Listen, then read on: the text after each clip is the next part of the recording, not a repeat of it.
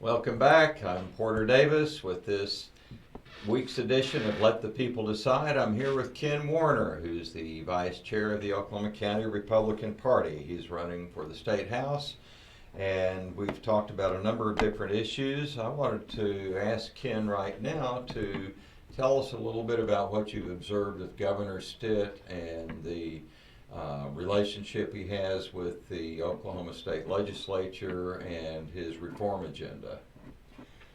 Well, I was lucky enough to be part of the early campaign cycle when Governor Stitt was running. I was a volunteer campaign manager for our former state auditor, Gary Jones, when Gary was running for governor against Governor Stitt. So I got to be around Governor Stitt quite a lot, and Donnell Harder and that whole organization, which I have to tell you is an outstanding organization. There's really outstanding people that he has brought in. The people around the governor are just exemplary. I mean, they're wonderful people. Lieutenant Governor Pennell, same way. I think their relationship is really a good one. It's obvious. And of course, Lieutenant Governor, I'm sorry, I know some of these people personally, so I have to excuse myself. But Lieutenant Governor Pennell is doing great things for the state, as is Governor Stitt. I think Governor Stitt's relationship with the legislature, which you initially asked, is really good. I know I've talked to a number of senators, I've talked to a number of sitting House members, and they all seem to really get along with Governor Stitt, and that includes people on really both sides of the aisle. It's not just whether you have an R or D by your name. I think the governor's doing a really, really good job of trying to definitely push the bipartisan thing hard. So it's just not, there's a left aisle and a right aisle, and I think that's good that he's doing that. That's good. I've been the most encouraged about what's happening in Oklahoma government in easily a decade or more with Governor Stitt coming into office. This year certainly felt different. I think the moves he's made to help streamline government and actually put more accountability into the agencies. And I was told when I was in the legislature, I was told this by the Governor Nye. He was explaining something to me, I forget the context, but he said basically Oklahoma had been set up with a weak governor system. It was set up as a populist document. The state constitution is the largest constitution of any country in the world or any state in the world, and certainly needs to be redone. It's way overdue. It's constitutionally required convention to look at it, and we need to really streamline that. But he's done a lot to help overcome some of the roadblocks that have been put in there, because basically government had been set up in Oklahoma as a number of independent fiefdoms that had very little accountability to the chief executive officer. So that's why it's been so difficult to get the kind of reforms we need.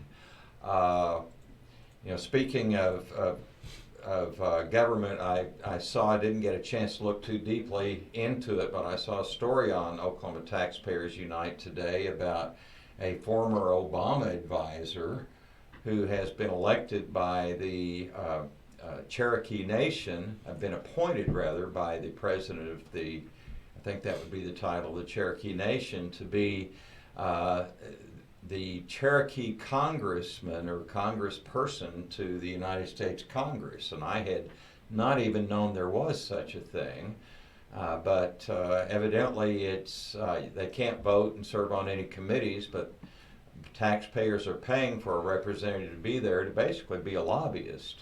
And I hadn't heard about that, but the significant point there is that she is a former Obama advisor.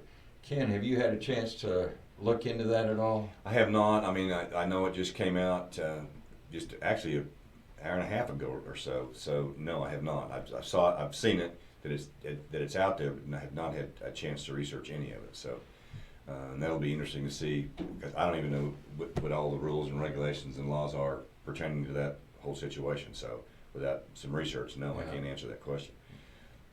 Which brings me to the other point. I think when we look into 2020 and 2021, and as these elections come up in the state anyway, there's going to be some important things. I think there's going to be some oil and gas issues, obviously, and again, fracking will come into play. I also think this Indian gaming thing is going to come into play, and that's going to be hard to figure out because there's only a handful of individuals, probably from 15 years ago when they did these initial compacts that really know what the compacts really say. And I think that's going to be important because I like the fact that the governor state is now going to issue a commission to work with the tribes, which I think is important. And we want to make it fair for everybody. I know I've heard a lot of numbers and a lot of percentages, and it's 20% and 40%. I don't believe any of that. I think there is a figure out there that's probably the correct number, whether that's 4% or 6%. If they get back to the states, I think that's fine. But we need to be fair. The tribes definitely are putting a lot of income back into the state of Oklahoma for schools and roads and construction, and obviously I don't remember the exact number, but it's a tremendous amount of jobs have gone to a lot of people in Oklahoma because we have 100 and I don't know, what is it, 15 or 20 casinos now, how many ever it is. And we have the largest casino in the world that sits on the Oklahoma-Texas border, and another one down that's going in Durant that's going to be just as large, I believe, at some point in time. So gaming is really very important to this state, and from not just from a revenue source, but from an employment source for a lot of things. And it improves the state, improves tourism. All those things drive business, and so we're happy to have those. So we need to, if the number's not fair, that's fine. But we need to talk about it, and we need to talk about it in an intelligent way. It needs to be researched, and it needs to be discussed openly so the whole public knows what's going on in that particular area. Well, and the flip side of that is you've got all the economic benefits, but you've also got a growing number of people that are frankly addicted to gambling. True. And that brings up more of the dysfunction we were talking about earlier with the criminal justice system, because, I mean, we've had elected officials who have, you see at least 2 or 3 stories a year of an elected official or somebody who's the secretary or the treasurer or the bookkeeper of a company or any kinds of things where they have ended up embezzling money to help pay gambling debts. So even though on one hand you've got all the economic blessings of all the jobs and the tourism, you've got also the addiction problem that needs to be dealt with, and somehow society's got to deal with that kind of wreckage. I heard, speaking of the tribes, I heard the other day that there's this interesting case. It's the Patrick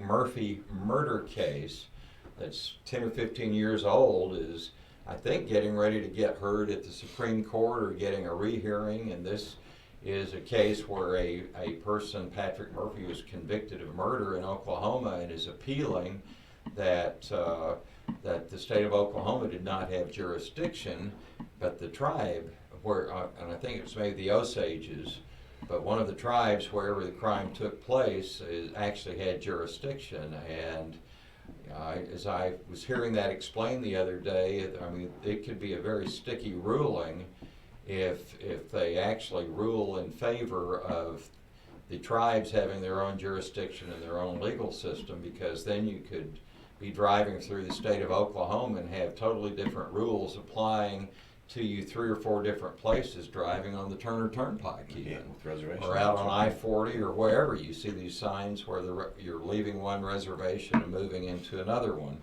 So when you get elected, we may have some very interesting times for you to deal with, but what an exciting time. And I appreciate, Ken, I mentioned it very briefly earlier, but it's tough for you to talk about it, but you've done enough in your life with your business career, and you didn't mention, but I know you've got investment properties and rent homes and things you've done, and I know you're active in prison ministries, and your wife Maggie is, and all of the various things you're in. I think an important thing to be thinking about for you that are looking at him as a possible vote for representative is that he brings a lot of wisdom. It comes through experience and through really a right relationship with God. I've gotten to know Ken and Maggie over the last 3 or 4 months, and I'm quite impressed with them as individuals. So I would sure be voting for you if I lived in your area, I know that. Move over. So no, I understand. I appreciate those kind remarks, so thank you very much. But I do appreciate you coming. Do you have anything you'd like to say before we close out here? No, I just to the people of House District 96, which again is East Edmond, Eastern Oklahoma County, which includes Arcadia, Luther, Jones, Hera, Choctaw, and those areas. And so I look forward to getting out among the people and letting them know who I am and finding out what their concerns are. It's exciting times, exciting processes, and I just didn't. It gives me something. When I wake up every day, I'm excited. I'm ready to go to work. Well, that's really good. I'm going to put in a plug right now for what I'm doing with you, the project in Oklahoma County. We are gearing up in Oklahoma County to rebuild grassroots infrastructure in the precincts, and we're kicking that off right now, and the whole goal is to do a campaign this fall to find the people who are activists and want to get concerned in the project to transform our state to a much more free state, and to, by doing that, help transform our nation too. We hope to have monthly precinct meetings starting next year and really do a lot to stimulate better citizenship and citizen involvement, and we'll be talking about that more in the future. Until then, for Ken Warner and myself, Porter Davis, and Oklahoma Taxpayers Unite, we wish you a good rest of your day.